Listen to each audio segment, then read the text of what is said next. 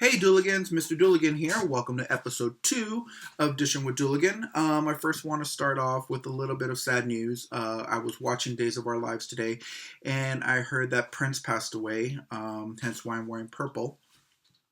I just wanted to mention, that he was a great influence on me when I was growing up with his music, all his music and his movies. So it was very sad for me to hear that news today. Um, but the show must go on, so I have to do the show for you guys, and I just want to give some my condolences to him and his family, and rest in peace, Prince. You know, up in that purple heaven now. So let's get started with the episode. So today, Brady, Nicole, and Teresa met at the Brady pub, and Nicole was basically telling them what Victor told her that she needs to do, which is seduce Deimos and try to acquire everything back that Victor had lost. Now, Brady and Teresa were kind of a little iffy about that. Brady was telling Nicole, you can't do this, don't do it, it's not your problem, blah, blah, blah. And all in the back, we know why Brady's telling her this, because Brady is actually wanting to do it himself, and he doesn't want Nicole to get into it. And I thought it was funny that they told her that to leave. That he told her to leave it to the professionals, and I'm like, hello, Nicole is a professional. I mean, she's been doing this for how long? And then so even like Brady tries to play the Daniel card, tries to play the Xander card, to try to get her to stop. But once Nicole has her mind set on something, there's no stopping her for that. So next we're gonna cut to Hope in her office when Officer Jenkins walks in and hands her a package from the commish, and which I thought was funny. He hands her a package, and what do we have in there? Brady's Bo's old, police badge, which brings her back memories. And of course, we cut to a phone call, and of course, it's the robot man calling her, telling her, giving her advice. She thinks it's Bo or somebody tied into that. So I don't know what your theories on who this person is. I mean, I don't have any idea who I think it'll be. I definitely don't think it's Bo. It could be Demira. It could be Stefano. That could be a possibility. Because he's always after the Kyriakis and the Demiras are always bunting heads. But it was funny after that. She hangs up the call, and if in walks in Rafe with his with little hearts in his eyes, you know, saying what's wrong, how you doing, and basically, do you want to go to dinner, and she totally like. He's trying to make it this all romantic day, but she totally shoots him down and was like, "Yeah, we'll just meet at the pub." And he's like, "Oh, okay, I guess we're going to the pub." So that was kind of like sad for poor little Rafe. He's trying to make a connection, but she's just not even seeing that. And so then now we go to shoot to Deimos, who's cleaning the Kyriakis mansion now. He's throwing away all the pictures of all the family members. Basically, he's just renovating and, remodeling and just making it his own. So that was a cute, quick little cut there. And then we move on to Chad and JJ, basically trying to find Abby since she's all of a sudden ran away from the house. So they're going to go try to find her. And then we cut to Abby in the hotel room with poor little Thomas screaming and crying his brains out. And Abby just can't shut him up. And, then there's that obnoxious hotel neighbor who's banging on the door, telling her to shut that baby up. And it's like, poor Abby. It's like she's there in the hotel with no servants. So obviously she doesn't know how to deal with Thomas. And no Ciara, because obviously Ciara's a better mom than she is, or knows how to, comfort Thomas.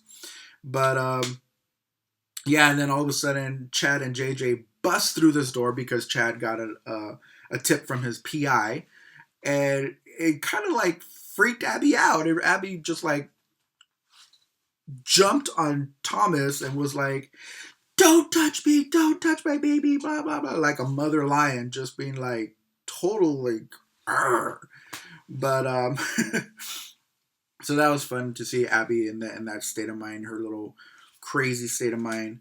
Then we cut to back to Nicole, Brady, and Teresa, and Brady's still trying to tell her, don't get into bed with Damos, blah blah blah, yada yada yada. And Nicole's just like shushing Brady, which I thought that was what she's like, shush. And I was like, ooh, just shut him down right there. That was kind of fun.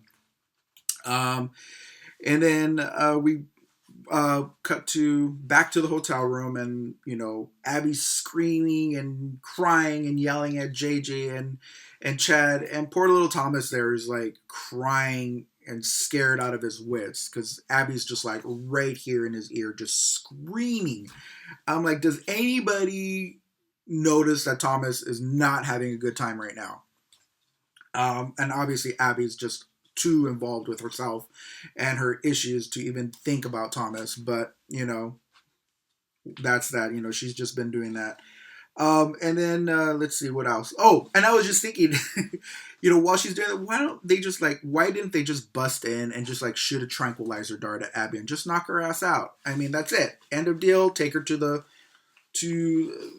nut house and all will be fine. But no, they had to have this whole little screaming match between each other. And then let's see what else next. Oh, so then after this whole argument, Chad picks up Thomas to try to console him, and of course Thomas just all of a sudden just stops crying, which freaks Abby out. And then boom, Abby just runs. She's just like, bye.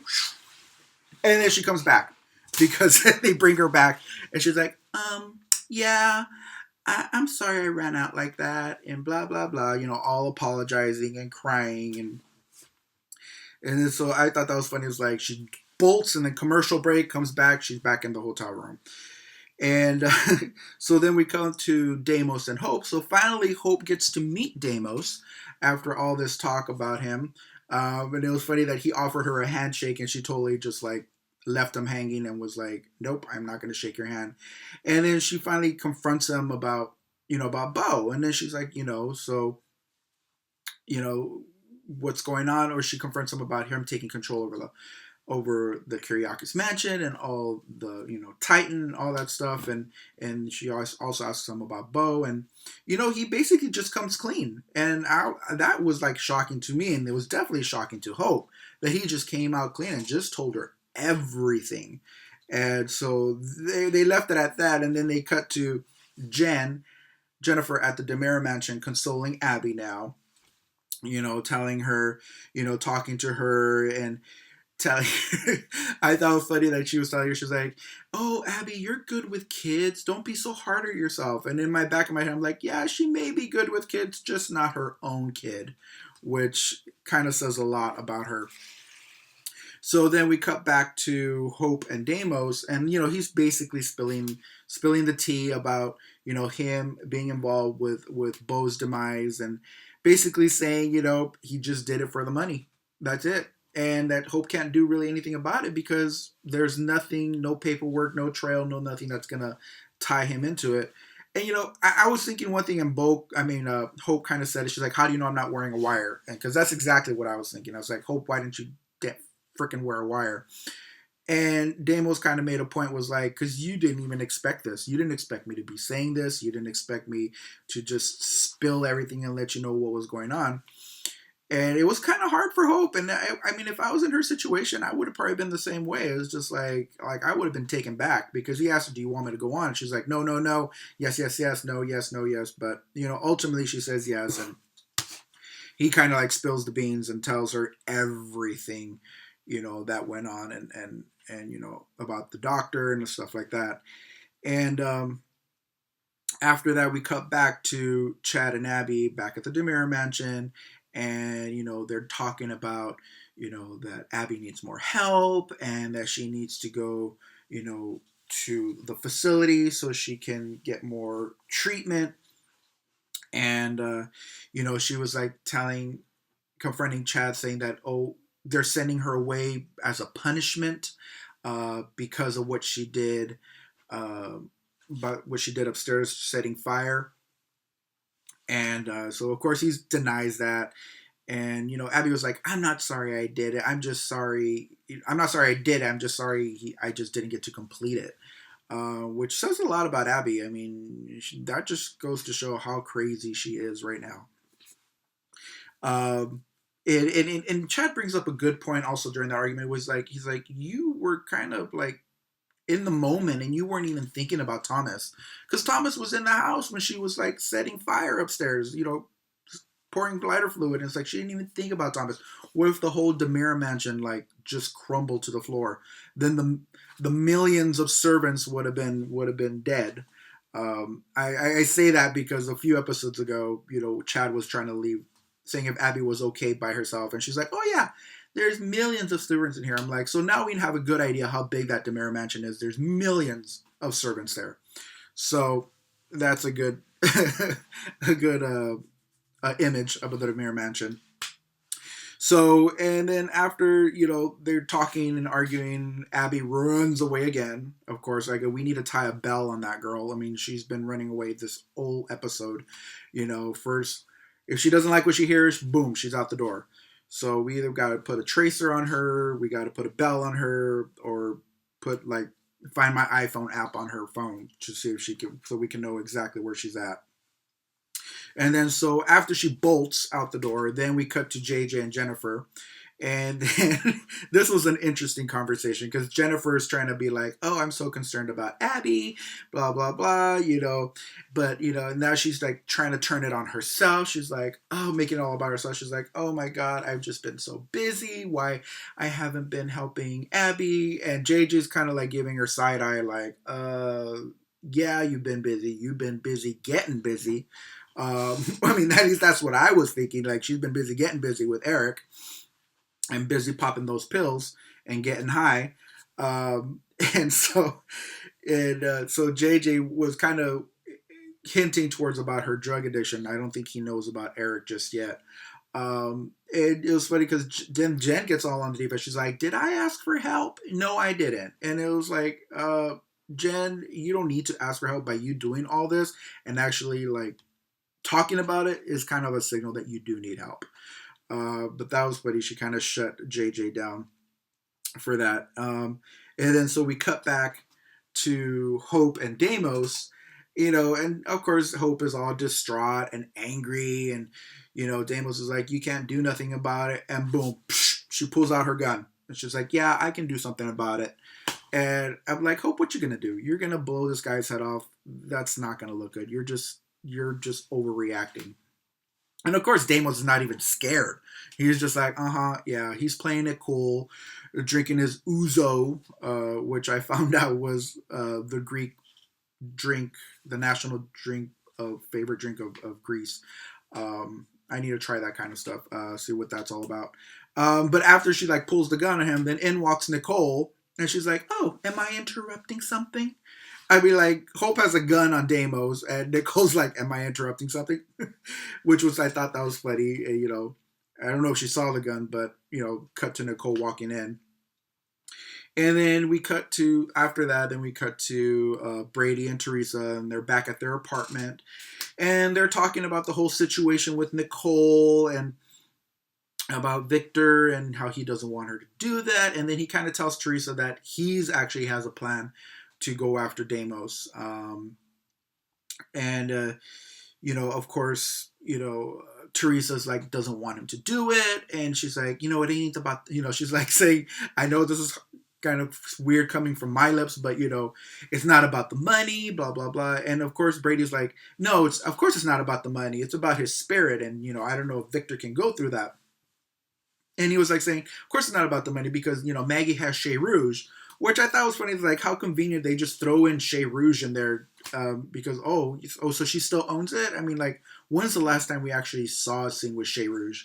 I mean, I think the writers are just using that as, we'll just throw that in there just to, we'll throw it in there in the story, but we won't even do any scenes. I mean, maybe Rafe was wanting to take Hope to Chez Rouge. I mean, we don't know that. But convenient much, that's all I got to think about that. So, and then we cut back to Nicole, Damos, and Hope. And Hope asks Nicole, she's like, what business do you have with Damos? What are you doing here? Basically, she's questioning her.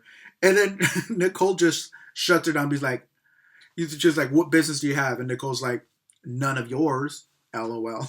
I was like, "Ooh, girl, you just shut Hope down. None of your business." It's like getting a little sassy there. So Hope's just like, "Okay, whatever," and just like leaves. So we don't know what's gonna happen there. And then so now she's starting to talk with Damos about, I guess she's just like setting the groundwork of what's gonna happen now. So then we cut back to Chad and Abby, and then Abby admits to putting Tom in danger, and so she finally has an aha moment, and so she's just talking about how she's gonna go to this facility, and Chad's like, okay, if we're gonna do this, you got to keep it a secret of what you did upstairs, and because if he's not going to be able to help her if that's going to be the case. So I think obviously that's going to come out later on. If they're saying keep it a secret, nothing stays a secret in Salem, so we're going to see that later on. And I thought it was a funny line that Abby was like, she's like, oh, I walked away from Thomas. I walked away from my family. I walked away from you. I'm like, girl, you didn't walk away. You've been running away this whole damn episode. So it's like, no, you didn't walk away. Please. We got, like I said, we got to tie a bell on her. So, so there's that whole, so they start playing the somber music, and she does her little tearful goodbyes and hugs Jennifer and hugs JJ, and Chad leads her away. So that's the end of that scene. And then we go back to Brady and Teresa, and Brady's just like trying to tell Teresa, like they're talking about themselves and their relationship. And here's another funny moment that Brady was like telling her, you're I'm glad you're in my life because you're right, you're normal, you're good in my life. And I'm like, where have we heard this before? I mean, he has said this line to so many girls. I mean, he said it to Nicole, he said it to Chloe, he said it to Madison, he said it to Ariana, he said it to Kristen, he even said it to Melanie. So I mean, like, come on, Brady, come up with a new line. I mean, or the writers come up with a new line. I mean, please let him say something else. It's just like blah blah blah blah blah Brady. But yes, we've all heard that before. So next, at the end of the whole episode, we cut back to Damos and Nicole, and Nicole, Damos is like, you have an ulterior motive for being here because you're not just gonna walk in off the street. And Nicole just like clicks, and she turns on the Nicole that we love, where it's like scheming Nicole, and she's like, oh yeah, I was just walking, in the neighborhood, and I had a cancellation on a day, and I just wanted to take you up on your offer, and basically I want you to tell me, more about your backstory, and so she's just like, setting the stage of what she's going to try to get out of Deimos. And I think that's going to be a very, very, very interesting story. Because in my opinion, what I think is going to happen in the future is that she's going to be successful. She's going to infiltrate Deimos, take all his money, and then basically instead of handing it back over to Victor, she's going to probably want to keep it for herself. Which I think is going to be very interesting, because then it's all going to get into her head, and that's going to be a whole, funny storyline. So that's where the episode ended. So here are my thoughts. I mean, I know I haven't spoken on all the deaths that have happened in the past year, and it's kind of sad, because they brought up Jonas again. Brady saying that everything's gone south ever since Daniel died and stuff like that, and so it got me thinking. Is like, yeah, there's been a lot of deaths in the series recently, and it made me thinking back, like last time there was like so many deaths, and we thought, Marlena died, we thought, Maggie died, we thought Abe died, and I think Roman was in there too, and it was like, and it ended up all being in that island, Male Swan. So I don't know. I'm kind of hoping it's just the same thing because again, so many people died, and yes, we know that Brady got Daniel's heart. But this is a soap opera because a lot of those characters I liked, and I didn't want to see them go. But I guess we're just gonna stay tuned, see what happens tomorrow. So that's the wrap up of today's episode. I hope you enjoyed it. I didn't get any tweets today, so maybe next time, if you guys want to tweet me while I'm shooting the show, I can answer questions on the air. So thank you again for watching, and if you want to hit subscribe down there, leave some comments, questions, I can definitely answer them. And I'm going to be posting some tweets if you want to retweet those, that I'd be greatly appreciated for that. So you guys have a great day, and I will see you tomorrow. Bye.